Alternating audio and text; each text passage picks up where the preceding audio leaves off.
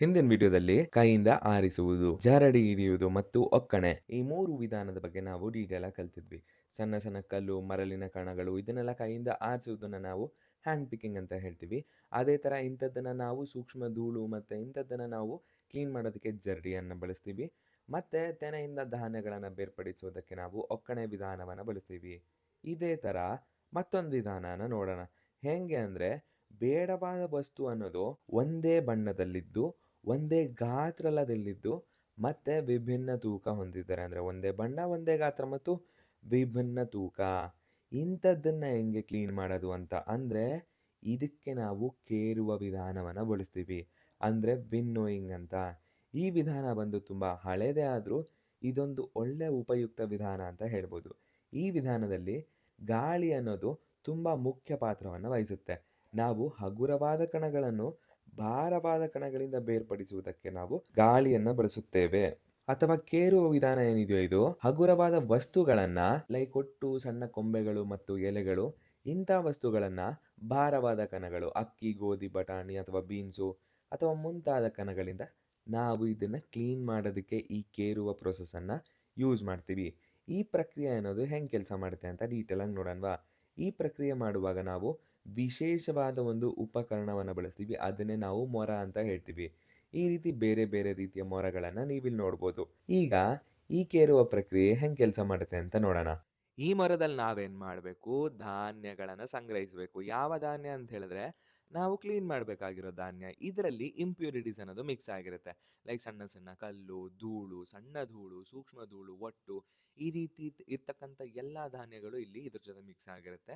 So ಈಗ ಇದನ್ನು clean ಮಾಡುವಾಗ ನಾವೇನು ಮಾಡಬೇಕು ಅಂದರೆ, ಈ ರೀತಿ ಧಾನ್ಯಗಳಿಗೆ ನಿಧಾನವಾಗಿ ಗಾಳಿನ ಹಾದು ಹೋಗಲು ಬಿಡಬೇಕು. ಹೆಂಗೆ ಅಂತ ಹೇಳಿದ್ರೆ ನೋಡಿ, ಈ ವಿಡಿಯೋ ನೋಡಿ ಕ್ಲೀನಾಗಿ.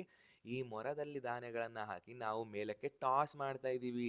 ಟಾಸ್ ಮಾಡಿದಾಗ ಏನಾಗುತ್ತೆ, ಈ ಧಾನ್ಯಗಳು ಗಾಳಿ ಜೊತೆ ಕಾಂಟ್ಯಾಕ್ಟ್ ಆದಾಗ ಗಾಳಿ ಅನ್ನೋದು ರಭಸವಾಗಿ ಬೀಸಿದಾಗ, ರಭಸ ಅಂತ ಏನಿಲ್ಲ, ನಾರ್ಮಲ್ ಆಗಿ ಗಾಳಿ ಬೀಸ್ತಿದೆ ಅಂದಾಗ್ಲೂ ಇಲ್ಲಿ ತೂಕ ಇರ್ತಕ್ಕಂಥ ಧಾನ್ಯಗಳು ವಾಪಸ್ ಮರಕ್ಕೆ ಬಂದು ಬೀಳುತ್ತೆ.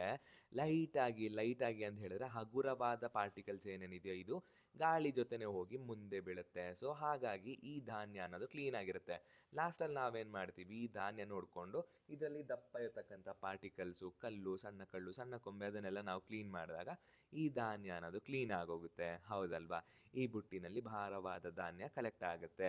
ಈ ಮೊರವನ್ನು ಬಳಸಿ ಸಾಂಪ್ರದಾಯಿಕವಾಗಿ ಕ್ಲೀನ್ ಮಾಡುವ ಪ್ರಕ್ರಿಯೆಯನ್ನ ಕೇರುವುದು ಅಂತ ಹೇಳ್ತೀವಿ. ಇದೇ ತರ ಮತ್ತೊಂದು ವಿಧಾನ ನೋಡಿ, ಇನ್ನೊಂದು ಕೇರುವ ವಿಧಾನ. ಇಲ್ಲಿ ಒಬ್ಬ ಮನುಷ್ಯ ಏನ್ ಮಾಡ್ತಾವನೆ, ಒಂದು ಬುಟ್ಟಿಯಲ್ಲಿ ಧಾನ್ಯವನ್ನು ಸಂಗ್ರಹಿಸಿ ಇದನ್ನ ಕೆಳಗಡೆ ಚೆಲ್ತಾ ಇದ್ದಾನೆ. ಈ ಬುಟ್ಟಿ ನೋಡ್ಬೋದು ಮರಕ್ಕಿನ್ನ ವಿಭಿನ್ನವಾಗಿದೆ. ಅಂದ್ರೆ ಬುಟ್ಟಿ ವಿಭಿನ್ನ ಆಕಾರದಲ್ಲಿದೆ. ಇದರಲ್ಲೂ ಸಹ ಧಾನ್ಯಗಳು ಸಂಗ್ರಹ ಅನ್ನೋದಾಗಿದೆ. ಇದನ್ನ ಕ್ಲೀನ್ ಮಾಡಬೇಕಾದ್ರೆ ಈ ಮನುಷ್ಯ ಮೇಲಿಂದ ಧಾನ್ಯಗಳನ್ನ ಕೆಳಗಡೆ ಚೆಲ್ತಾನೆ.